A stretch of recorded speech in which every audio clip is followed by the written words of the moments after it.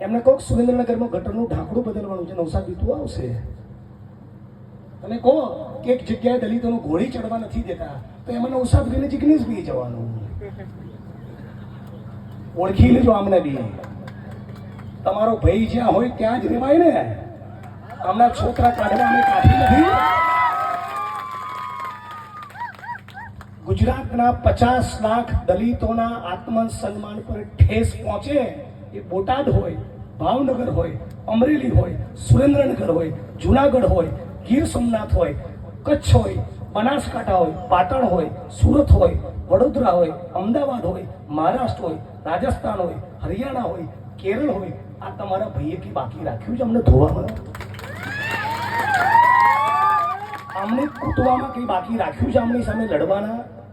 હવે ખાલી ગોળી ખાવાનું બાકી છે. તો તમારી પેઢીને જો તૈયાર આજે નહીં કરો તો ગમે તેટલા સ્ટેચ્યુ બનાવશો એનો કોઈ મતલબ નહીં રહે. તમને ખબર છે આજે તમે કોનું સ્ટેચ્યુ બનાવ્યું? કોના સ્ટેચ્યુનું અનાવરણ કર્યું? જે મૂર્તિ પૂજાનો ઘોર વિરોધી હતો, જે અણુથી મૂર્તિ પૂજાનો ઘોર વિરોધી હતો, એનું સ્ટેચ્યુ આજે તમે બનાવ્યું. બાબા સાહેબનું સ્ટેચ્યુ તો અહીંયા છે.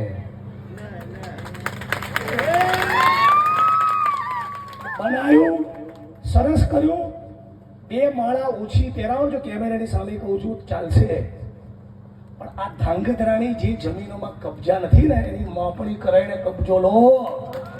એ અસલી જય ભીમ છે. એ તમારી 14મી એપ્રિલની અસલી ઉજવણી છે.